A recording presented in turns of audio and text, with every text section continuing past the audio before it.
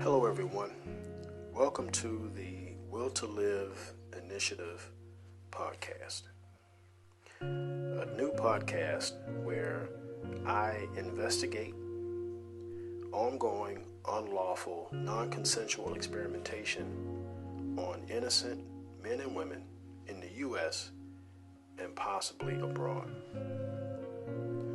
I am one of those people victimized by this atrocity, and now I am working hard to restore justice by sharing evidence and information in hopes of prompting a proper investigation.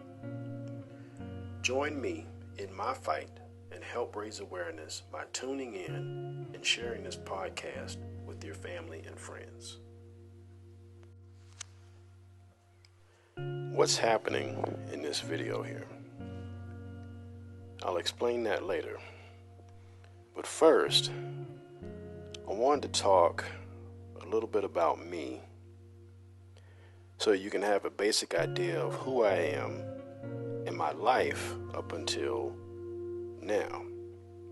And I've lived a rather simple, uncomplicated life, at least by my standards.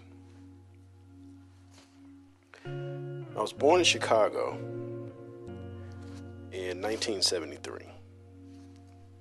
We moved to Louisiana when I was 4. When I say we, I mean my mother and my 3 brothers. And that's where I grew up, a small town named Columbia. Population 7, 3 of which are stray cats. No, but it's a typical country southern town. More dirt roads than paved roads. Not a lot of stoplights. Local businesses, at least at the time that I was growing up there.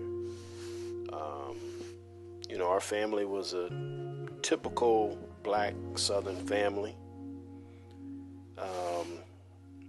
The grandmother was the nucleus of everything and pretty much ran everything. And as kids, we, rode bikes and walked around country dirt roads barefoot, picked berries and stuff off of trees. We thought it was boring at the time, because we didn't think there were a lot to do, but we made our own fun, which when we look back at it was probably the best fun because we were forced to use our imaginations and to think and get outdoors and, play around in nature. So, that was actually a good upbringing when we think about it. Now, Columbia is where most of my family is from, my immediate family. And that's actually where my mother and my father grew up also. And that's a typical story there. Father not around, single mother, with the support of my grandmother and family, of course, helped raise us, and same with her siblings and their children that were at least located in town. I'm the youngest of 4 boys. 2 of my older brothers passed away at young ages for different due to different health-related issues. And those events helped kind of shape who I am and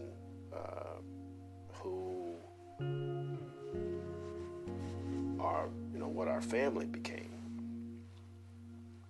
Not in the sense that it was so traumatic we just went off the rails, but that grief of losing a sibling, that really shapes your life, especially at a young age, very young age, and you really don't have a lot of understanding. So it gives you a different perspective on life.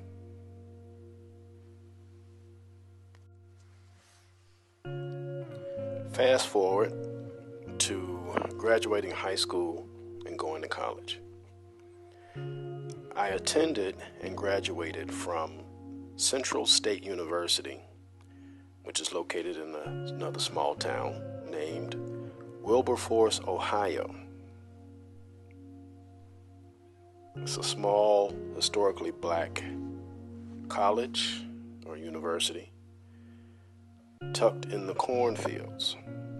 And it's funny because I had never seen the campus before. During that time, there was no internet to pull up pictures and videos, and see, student life and to see the campus, no online campus tours, none of that. The only images I saw of the campus were of, select spots in the brochure that they send you, So you see those and you think, okay, and you see a couple students here and there, all posing and smiling, looking all cheesy. And you think, oh, okay, that's nice. Now, being from the country, I'm thinking everything up north is all city, just big buildings and traffic, people breakdancing on subways, but I didn't get that. No, I didn't see the school until we drove through 1,500 miles of cornfield to get to this small, good times looking campus in what felt like the middle of nowhere. But once I touched down, I was hooked. And those were the four of the greatest years of my life spent on that Good Times Cornfield campus, where my time was consumed by two things: band and books. If you know anything about black college bands, they take up a great deal of your time. There's a lot of work that goes into it. And of course, the books was the main focus. Not much partying, just band and books. And I studied really hard, because, that was important to me. It was important to me. I like learning things, but getting my degree and getting out on time was important to me. And I made a lot of good friendships during that time, and most of those people were also, band members, with the exception of a couple people who were, just what I would call regular students, I guess. But made some good friendships that lasted up to this day.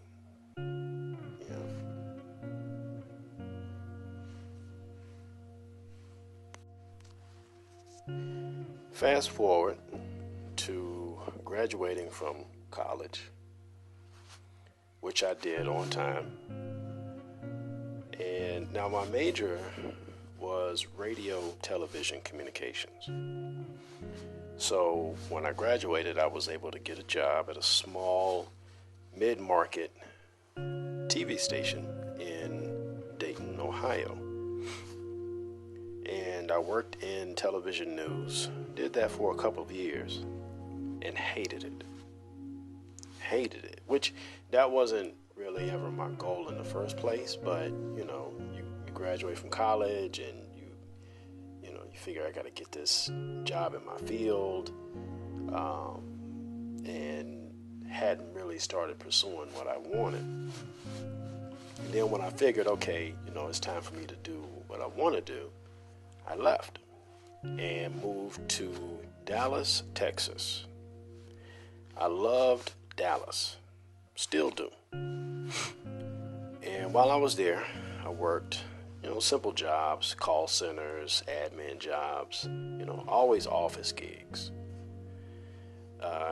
Met some good people. In fact, that's where I met two guys who I consider to be brothers to this day. I mean, in a very real sense of, what I consider a brother to be.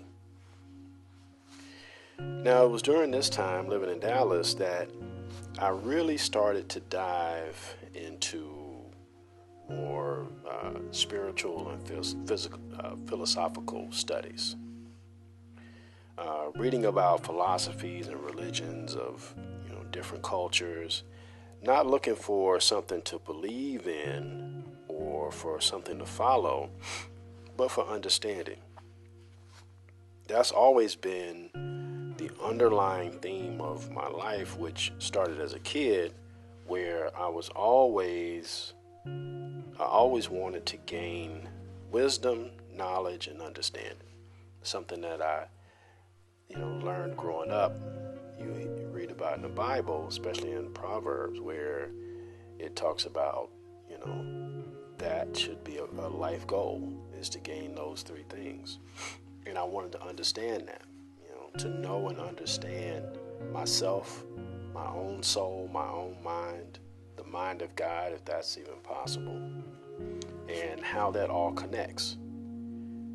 How can I improve my thinking and how I deal with people in life situations? So studying all these different philosophies really helped me to do that. And that's a process that never ends. You never get to a place where you understand it all or know it all. It takes a lifetime to master the self, because you're still growing, or you should be. We seem to think that life is childhood, adult, old age, die, heaven or hell. That when you're grown, you already know what to do and how to be. We use simple principles to govern our entire lives without making adjustments for ever-changing times and circumstances. Everything must fit into our mindset, and we get frustrated when that doesn't happen. And this is why it's important to always strive to gain wisdom, knowledge, and understanding to help deal with life's ever-changing circumstances.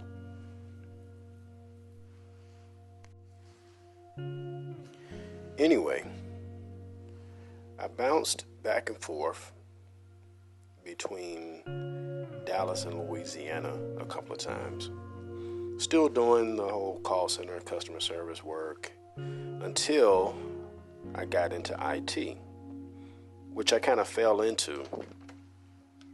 I learned how to fix computers on my own because I didn't want to pay the ridiculous prices that computer repair shops would charge to fix your computer. So a company I was working for at the time asked me to help out with, some inventory project with their computers. And I wound up fixing a problem on one of the computers.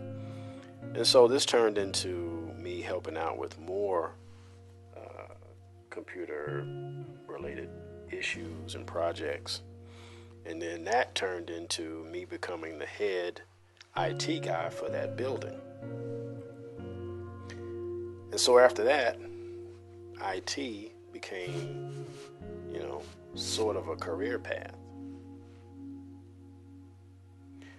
And I never took a computer class, not one, except for once in high school, way back in the day, when playing Oregon Trail on a black and green monitor was the advanced video game of the day. But other than that, not a single class. And I worked in that field for a good number of years.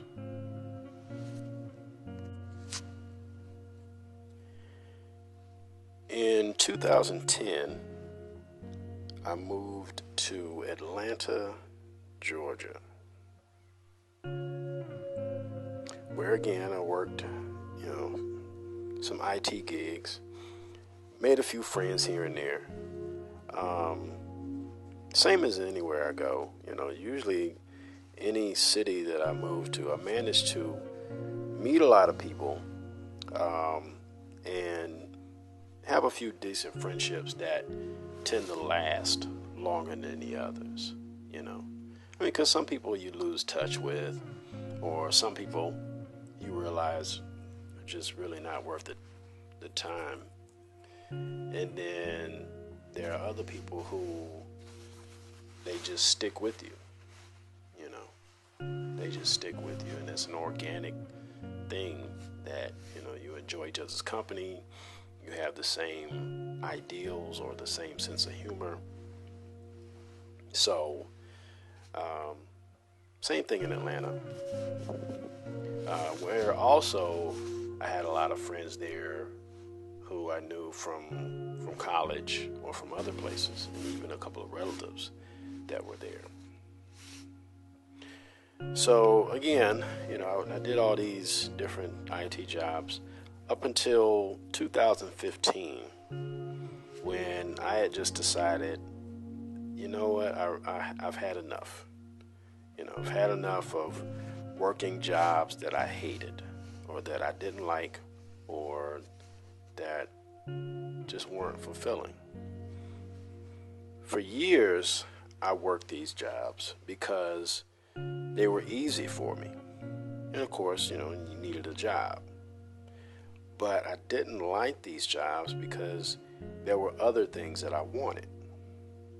Wanted to work for myself, doing something more creative, something more fulfilling, and something that I enjoyed. I had different business ideas, some good, some not so much, but I was always willing to try. Always willing to try. In 2015, I promised myself that I was going to try, and I was going to make something work. Come what may, come hell or high water, I was going to make something work. And so I left my job and started to pursue these different ideas that I had. And it was rough for a good while, but I kept working at it, developing the idea and building it, until slowly but surely things started to take shape. Now, the business was a graphic design business that focused on customized phone cases and phone skins. And this morphed into doing three-dimensional design work, 3D designs. And I put a lot of time and effort into developing this business, building my own websites, studying sales and marketing, graphic design, photography, things that I had been dabbling in over the years. But this time I was far more focused, mainly because I did away with the safety net job in order to do it full time. And I was able to pull that off because around 2016, I was living with an uncle in the small military town named Warner Robins, Georgia. And it's important that you remember the name of that town. Now, it was there, living with my uncle, that I had the space and the freedom to focus on my business. Plus I also started to pick up my sticks again and start practicing music. I was a drummer. In case I didn't mention that before, I played the drums quite well, I might add. So I started practicing again, and things were good, or so I thought. What I had not realized at the time was that something was coming. Something was happening. Someone was plotting. And 2018 is when they decided to strike. Strange things started to happen. And that brings us back to the video we looked at the beginning.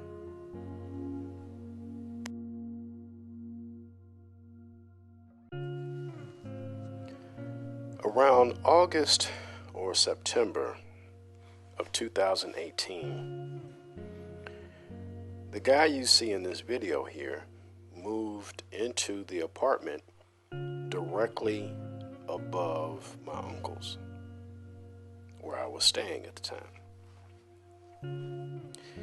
And he started doing things like you see in this video. What he would do is he would come out of his apartment and run down the stairs really fast and hard. And he would start looking around as though he were pretending to be looking for something. And he would look up and take quick glances into the window. Now, at that window, you see there's a balcony, and there's a dining room right there, which had a table. And I would always sit at that table to use the computer, because I was always working on my business just pretty much all day. So I would have my computer there. So we didn't have a couch in the living room where I slept, and there was a bed in there, which was an air mattress.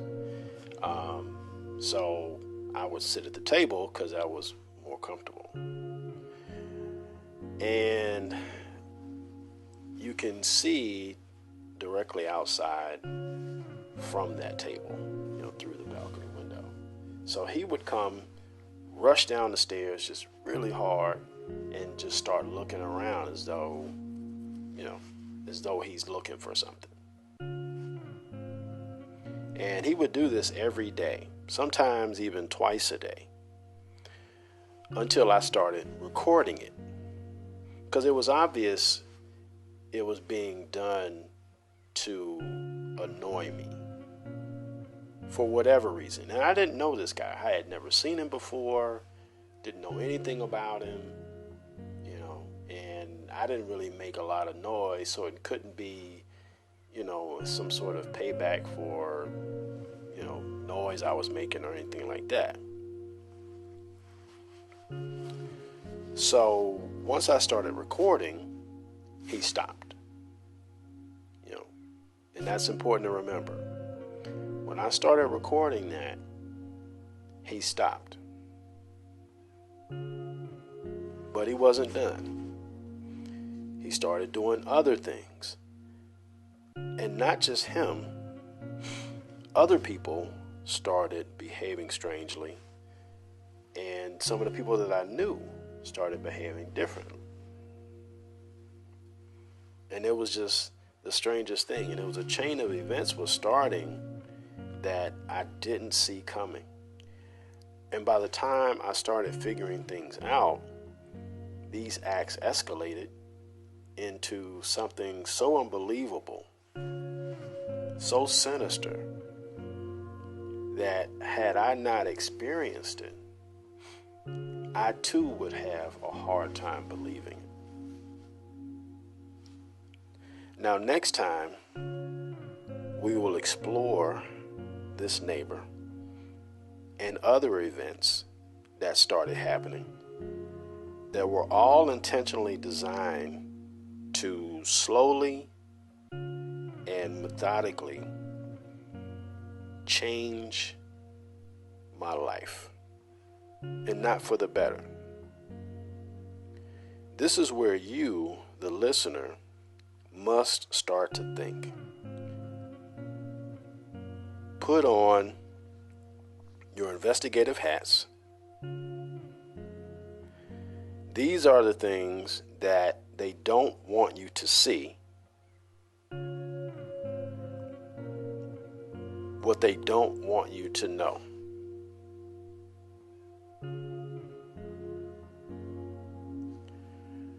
But this this is what you need to know. Because today, it's me. Tomorrow, it could be you, your family, your friends, and your children. They could be next.